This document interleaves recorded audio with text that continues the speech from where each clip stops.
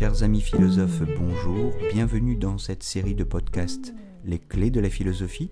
Je m'appelle Jérôme Ravenet et je partage avec vous des conseils et une réflexion sur les clés utiles pour entrer en philosophie à travers les exercices académiques de la philosophie, la dissertation et l'explication de textes autour des auteurs du programme officiel des examens et concours du secondaire et du supérieur. Chers amis, je vous propose aujourd'hui une fiche de synthèse sur l'approche leibnizienne de la conscience. Une approche métaphysique de la conscience définie comme perception.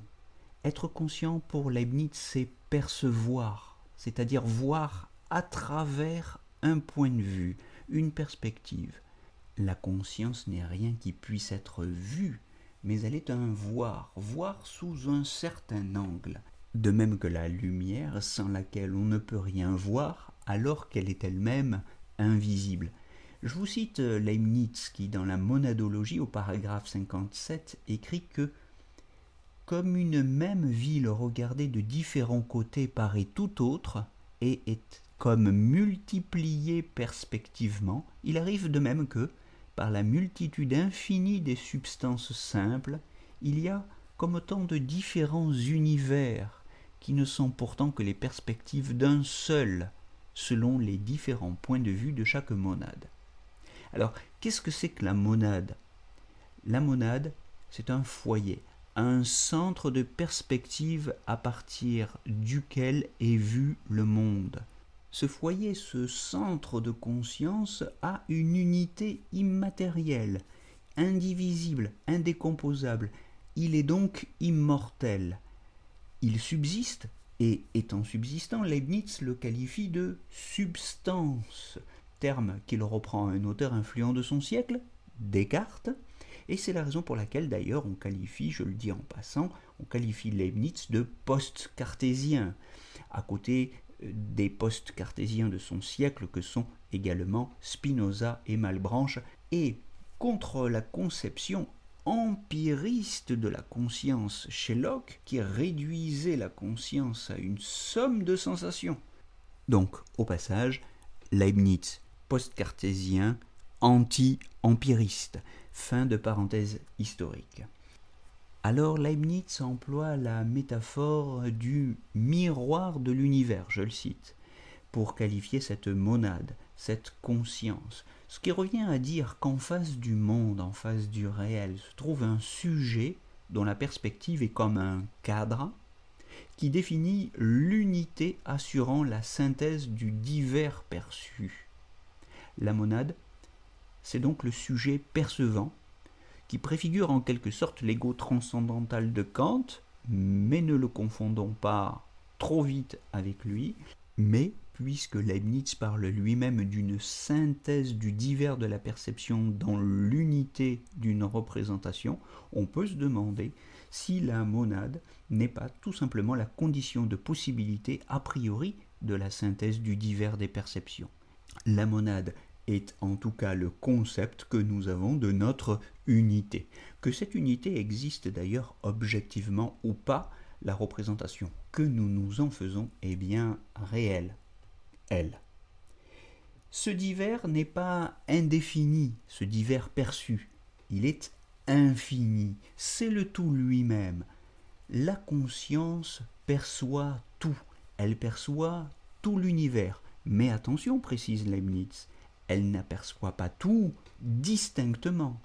Elle entre-aperçoit le tout. Elle perçoit tout, si vous voulez, mais indistinctement. Il y a beaucoup de choses dont la monade ne s'aperçoit pas consciemment, distinctement. La perception distincte, Leibniz l'appelle aperception, en un seul mot. Le reste, ce qui reste inconscient, elle ne perçoit pas qu'elle le perçoit.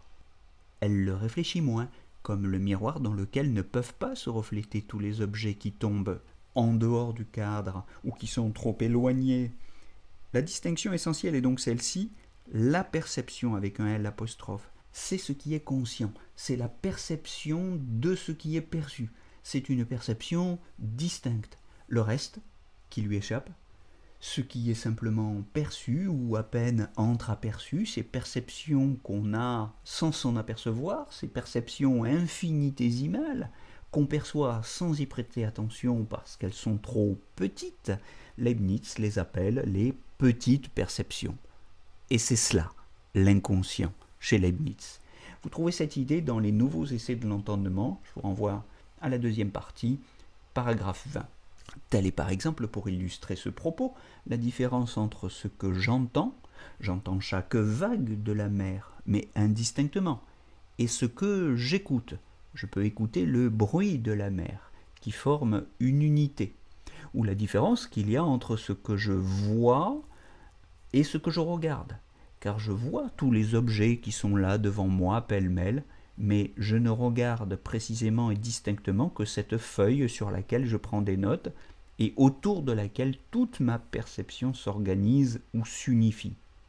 Voyez bien que regarder et voir, écouter et entendre, apercevoir et percevoir sont des actes différents de la monade. S'apercevoir, ce n'est pas simplement apercevoir, c'est-à-dire entreapercevoir. Apercevoir vaguement, mais c'est, comme on le dit au sens fort, se rendre compte.